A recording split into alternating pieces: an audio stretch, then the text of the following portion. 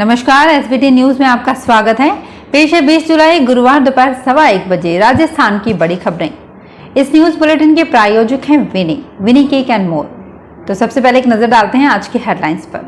संसद में सोनिया गांधी की सीट पर जाकर मिले पीएम मोदी, कुछ देर चली बातचीत। जैन संत घटना को लेकर अजमेर बंद रहा। मणिपुर हिंसा पर सीएम गहलोत का ट्वीट, कहा लापरवाही से मौतें हुई। गहलोत बोले विपक्ष की पार्टियों का एक मंच पर आना देश के लिए शुभ संकेत। और जयपुर में सिंधी कैंप बस स्टैंड परिसर में निजी बसों की बुकिंग। और अब खबरें विस्तार से। संसद के मॉनसून सत्र का आगाज हो चुका है। सत्र के पहले दिन प्रधानमंत्री नरेंद्र मोदी भी संसद पहुंचे। यहां उन्होंने पक्ष और विपक्ष के सांसदों से मुलाकात की। इस दौरान वो कांग्रेस सांसद सोनिया गांधी से भी मिले।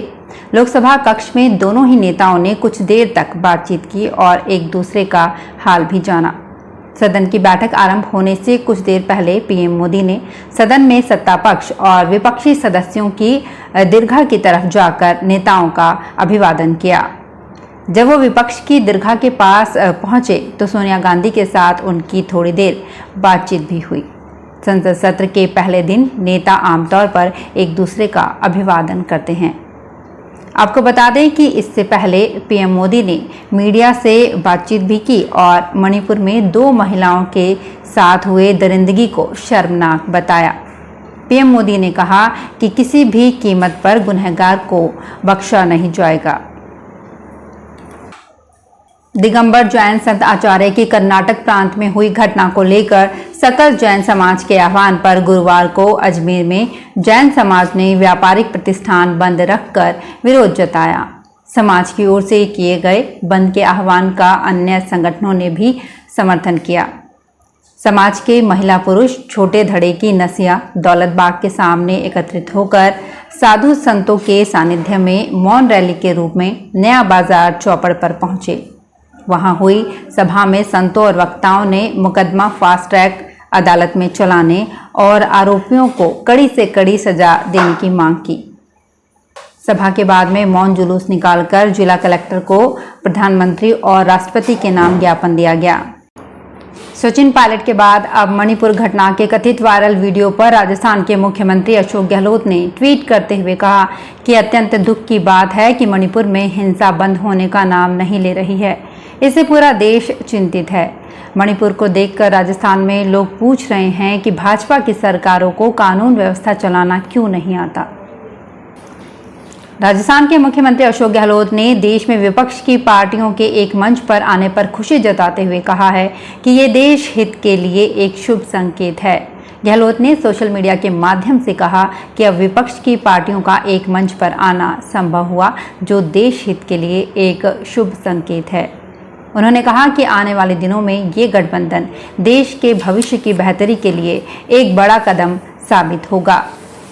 मुख्यमंत्री ने कहा कि कांग्रेस नेता राहुल गांधी की 3500 किलोमीटर भारत जोड़ो यात्रा से देशवासियों का एक संकल्प सामने आया है और एक प्रेम, सद्भाव एवं भाईचारे का नया माहौल बना है। राजस्थान के सबसे बड़े केंद्रीय बस स्टैंड सिंधी कैंप पर निजी बस संचालक अवैध रूप से टिकट बुकिंग कर रहे हैं। रोड पर कैनोपी, टेबल कुर्सी लगाकर बैठते हैं और टिकट काटते हैं। कई बार तो ये बस स्टैंड परिसर में जाकर यात्री के रोडवेज बस की बुकिंग विंडो पर पहुंचने से पहले ही टिकट काट लेते हैं। पकड़े जाने पर प्रबंधन इनके खिलाफ FIR करवाता है, लेकिन कुछ समय बाद छूटने पर ये फिर से इसी काम में लग जाते हैं। इससे रोडवेज को राजस्व का भी नुकसान हो रहा है। इन लोगों पर नगर निगम भी कोई कार्यवाही नहीं कर रहा। दिव्यांगजनों से स्कूटी के लिए आवेदन पत्रों की आक्षेप पूर्ति की अंतिम तिथि अब 21 जुलाई कर दी गई है।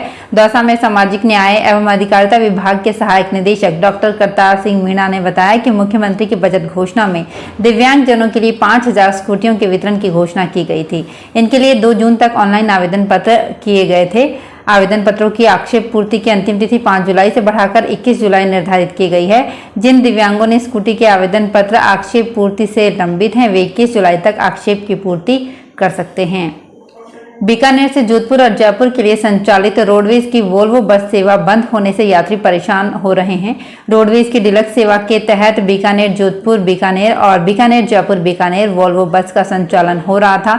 आज सुबह चलने वाली बीकानेर जयपुर बीकानेर वोल्वो बस का संचालन बंद कर दिया गया है। अब केवल दोपहर में 4 बजे जाने वाली एक ही वोल्वो बस चल रही है। इन वोल्वो बसों में यात्री भार अच्छा खासा होने के बावजूद भी बिना किसी कारण के बसों का संचालन बंद करने से निजी ऑपरेटर्स को लाभ मिल रहा है।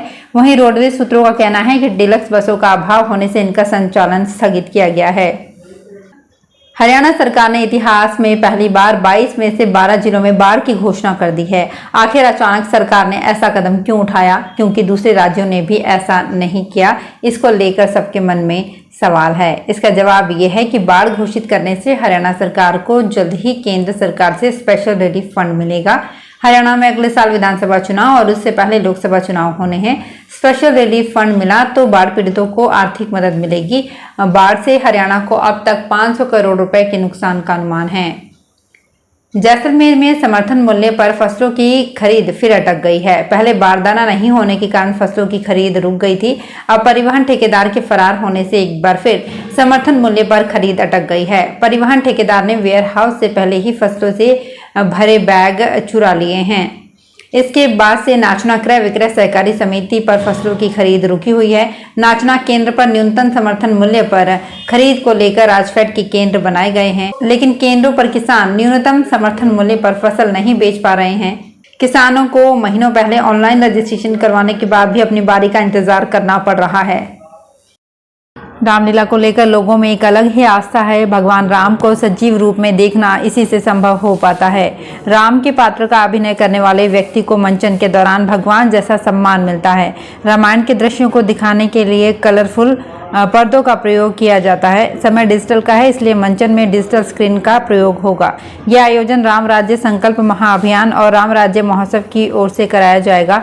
जयपुर के मानसरोवर स्थित वीटी मैदान में 3 से 7 नवंबर तक रामलीला होगी। यह आयोजन मशहूर कोरियोग्राफर गुरु गोस्वामी सुशील महाराज की देखरेख में होगी। बीकानेर की वेटरनरी यूनिवर्सिटी में ग्रेजुएशन कोर्स सेशन 2023-24 के लिए ऑनलाइन एडमिशन के लिए काउंसलिंग प्रक्रिया शुरू हो गई है। इसके लिए यूनिवर्सिटी ने कार्यक्रम भी जारी कर दिया है। पहली बार राज्य में नीट के रिजल्ट्स के आधार पर ही वेटरनरी कॉलेज में भी एडमिशन दिया जाएगा। वेटरनरी यूनिवर्सिटी के सक्षम अनुमति प्राप्त संगठक एवं संबद्ध वेटरनरी कॉलेज में एडमिशन दिया जाएगा। इन कॉलेज में उपलब्ध कोटा सीटों पर 5.5 वर्षीय BVSC एंड AH डिग्री पाठ्यक्रम में प्रवेश आवंटन के लिए ऑनलाइन काउंसलिंग रजिस्ट्रेशन प्रक्रिया बुधवार से शुरू हो गई है, जो 18 अगस्त तक जारी रहेगी। QS best student cities ranking का 11वां एडिशन लॉन्च हो गया है। दुनिया भर में स्टूडेंट्स के लिए बेहतरीन शहरों की सूची में सबसे ऊपर लंदन है। लगातार 5वें साल ये शहर इस सूची में टॉप पर रहा है। इसके बाद टोक्यो, सियोल, मेलबर्न और म्यूनिक है। कोई भारतीय शहर इस सूची में टॉप 100 में जगह नहीं बना पाया है। हालांकि भारत में 118वीं रैंकिंग के साथ मुंबई पढ़ाई के लिए बेहतरीन शहर है। इसका अफोर्डेबिलिटी रैंक 21 है। चित्तौड़गढ़ जिले में मंडफिया स्थित श्री सांवलिया जी मंदिर में भंडारे की राशि की दूसरे चरण की गिनती पूरी हुई। भंडारे से अब तक 7 करोड़ 60 लाख रुपए मिल चुके हैं। भेंट कक्ष में मिले रुपए की गिनती और सोने चांदी का तौल अभी भी बाकी है। मेवाड़ के कृष्णधाम श्री सांवलिया जी मंदिर का श्रावण महीने के कृष्ण पक्ष चतुर्दशी पर भंडारा खोला गया था। मंदिर मंडल के सदस्यों के बीच पूरी सिक्योरिटी के साथ भंडारे से निकली राशि की गिनती शुरू की गई है। गिनती के दौरान मंदिर मंडल अध्यक्ष के सदस्य अशोक शर्मा और प्रशासनिक अधिकारी नंद किशोर टेलर के साथ साथ बैंक कर्मी और मंदिर मंडल के कर्मचारी मौजूद रहे। राजस्थान से भाजपा के राज्यसभा सांसद घनश्याम तिवाड़ी राज्यसभा में उपसभापति पैनल में होंगे। उपराष्ट्रपति और राज्यसभा के सभापति जगदीप धनखड़ ने उन्हें उपसभापति पैनल में नॉमिनेट किया है। राज्यसभा में गुरुवार को तिवाड़ी के नाम की घोषणा की संभावना है। तिवाड़ी मौजूदा समय में पब्लिक अकाउंट कमेटी यानी कि PAC सहित लोकसभा और राज्यसभा की 5 कमेटियों में सदस्य हैं। तिवाड़ी राजस्थान में भाजपा सरकारों के दौरान विधि और संसदीय कार्य मंत्री के साथ साथ शिक्षा, ऊर्जा और अन्य कई विभागों के मंत्री के रूप में काम कर चुके हैं। 12 जिले में महंगाई राहत शिविरों में ठेकेदार फर्म के माध्यम से लगाए गए कंप्यूटर ऑपरेटर्स को भुगतान नहीं हुआ है।